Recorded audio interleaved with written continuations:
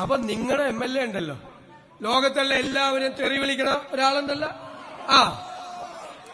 മറ്റേ 1 2 3 കമന്ന് വീണാൽ കാൽപ്പണവുമായി പൊങ്ങുന്ന കൊള്ളക്കാരുടെ സർക്കാരാണ് കേരളം ഭരിക്കുന്നത്. മറുപടി കൊടുക്കണ്ടേ?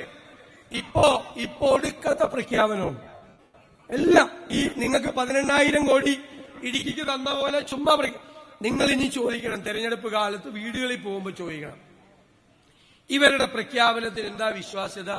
2021 ഇവരൊരു ഉറപ്പ് തന്നു. എന്താ ഉറപ്പ്? ഞങ്ങൾ അധികാരത്തിൽ വന്നാൽ 1600 രൂപയുടെ സാമൂഹ്യ സുരക്ഷാ പെൻഷൻ 2500 ആക്കി ഉയർത്തും. കുറെ പാവങ്ങൾ ഇവർക്ക് വോട്ട് ചെയ്തു, കൂട്ടിക്കിട്ടുമല്ലേ? 5 കൊല്ലമുള്ള ഭരണം, 4.25 കൊല്ലക്കാലം ഒരു ചില്ലിക്കാശ് കൂട്ടിയില്ല. കൂട്ടിയോ? ദേടെ ഈ തെരഞ്ഞെടുപ്പിന്റെ തലയാഴ്ച 400 രൂപ കൂട്ടിയെന്ന്. അപ്പൊ നമ്മൾ പറഞ്ഞു മലയാളിയുടെ സാമാന്യ ബുദ്ധിയെ പരീക്ഷിക്കരുത്. മലയാളി എന്ത് ചെയ്തു?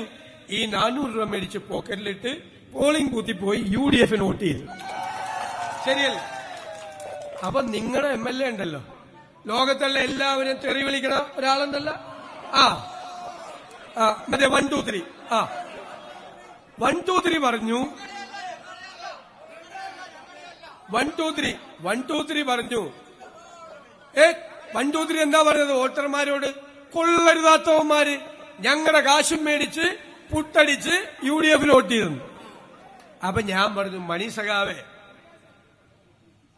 അവര് കൊള്ളരുതാത്തവന്മാരല്ല, നിങ്ങളെക്കാൾ ബുദ്ധിയുള്ളവരാ. അവർക്കറിയാം ഈ 5 കൊല്ലത്തിൽ LDF കൊടുത്തത് 2 മാസം പെൻഷനാണ്. അടുത്ത 5 കൊല്ലം അവർക്ക് പെൻഷൻ കൊടുക്കേണ്ടത് UDF സർക്കാരാണെന്ന് തിരിച്ചറിയാനുള്ള സാമാന്യ ബുദ്ധി അവർക്കുണ്ട്. അതുകൊണ്ട് ഈ പ്രഖ്യാപനത്തിലൊന്നും വീഴില്ല. You have reached the complete wedding mall in Kerala.